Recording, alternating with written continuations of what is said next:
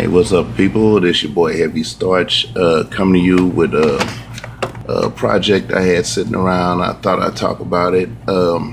This is a Retaliator. I call it the workhorse Retaliator. It's really nothing special cosmetically. It's the usual paint that I've, called potpourri, because it's about 12 different kinds of paint. I mean, you see everything under the sun, but in various stages. So the paint came out great on this one. Took out all the locks. I mean, it's hitting really powerful. The spring I put in here was basically looked out on a handyman spring at Lowe's, so I went old school on this one. And the prime is kind of so-so, but the prime is smooth. But what happened is the paint, once I applied the paint is so smooth and it doesn't chip, crack, or anything, but it makes it hard to prime the blaster. Okay, so what I did with this was I had this particular sight sitting around. So what I did was I cut this sight down, and what I did was I ran a, let's see if you can see it. I ran a locking screw, a set screw through the blaster, so you can pretty much grab the sight of the blaster and prime it, which makes it easier to prime. Now the color choices is gunmetal silver, starting to like this antique gold, and the blaster is kind of you can't really tell with the lighting. It's kind of greenish grayish tint, but it's kind of a military scheme to it.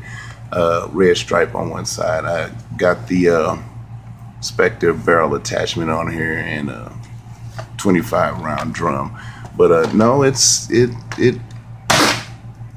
ooh yeah, it's beastly. It's putting holes in cardboard. I'll probably get rid of this because I'm not really a Retaliator type person, but I thought this was worth mentioning. It came out really nice, and the paint, it's been clear coated, everything's lubricated, got a little silicone lube right around here, to make the prime easier. But no, it's really reliable, and this is a blaster that I kind of moved away from my usual style. So this is more like the blaster that you would be able to use in the war or whatever. Got the orange barrel, clip, clip release orange, trigger steel orange, whatever. But like I said, the paint on this is excellent, and with the new paint technique, it's really I see about 4 coats of paint on this. Everything fits well, looks nice, and then the spring upgrade. I couldn't, what is hitting range-wise is hitting about close to 100 flat, but I say realistically, from what I could tell, it's about like 80-85 flat. I don't do the chrono things because that's not the type of modder that I am, mostly cosmetic. But this is something that I wanted to put out there, and this will be up for sale, and you'll probably be able to find it on my FB page, Heavy Starch, Heavy Starch's workshop. So I'm gonna let this one go on the low, but like I said, I like it, and I like the fact that you use the sight to prime it, and it's on here. You can take it off and open the blaster up, if you had to make some adjustments, but you prime it with the sight, and it's sturdy enough to handle that. So this is like I call it, the workhorse Retaliator. And another project that I've been working on for a while, I keep working on it and I stop, and I keep changing things, and that's the Stryfe modification. Like I say, right now this is the shell. You can see, different, went in different directions, side, tack rail, and everything, paint, and it's also done with the multicolored potpourri paint, as I call it. On the grips, like I said, use trimmed foam down because I, like the grip portion of it. So it's been sealed. The foam has been heated and sealed, and it's a really comfortable grip. The grip came from think it's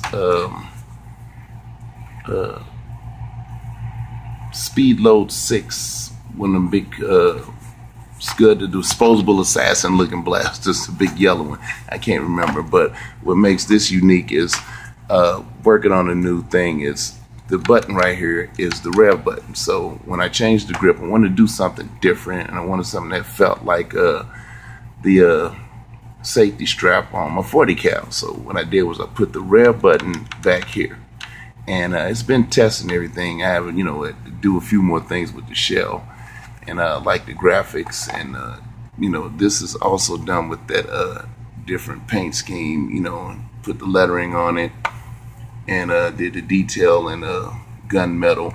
And this shell will be for 180s, hence the cutouts. I haven't decided if I'm going to put a heat sink cover on them or something different. I know I won't be using vortex disc. You know, it looks cool. It looks cool, but it's nah. You know, with this type of blaster, I don't know. It's more cosplay-ish looking, but like I said, this is going to have the 180s, and then it's also going to have a select, you know, power selector.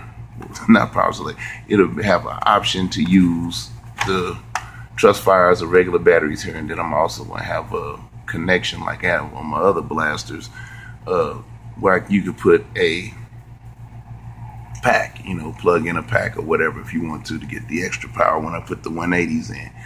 So like I said, and the wild thing about this button, the button was hard to find. The button actually came from a 1962 reel-to-reel teak tape recorder. So I had an old one, and I scrapped it, and I looked at the button, and I thought, you know, wow, because you're not going to find this button anywhere, and it's wild that this button is probably older than I am, or about the same age.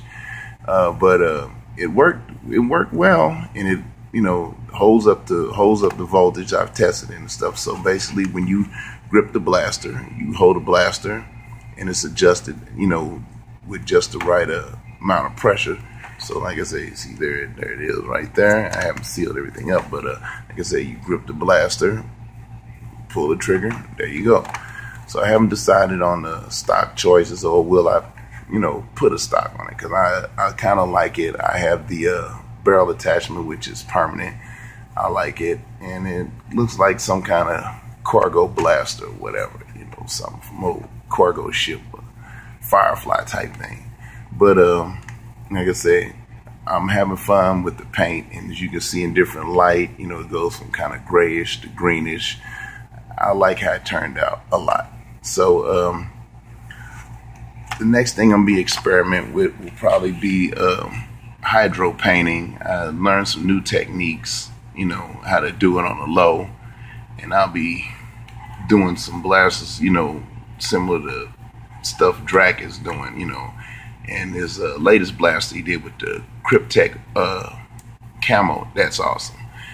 And that's about it. That's an update on what I'm doing now. So when I get this up and running, it's gonna be all good. Right now, I'm just more or less waiting on the rivals, and I can't wait to throw some 180s in that rival ball blaster. That's gonna be off the chain.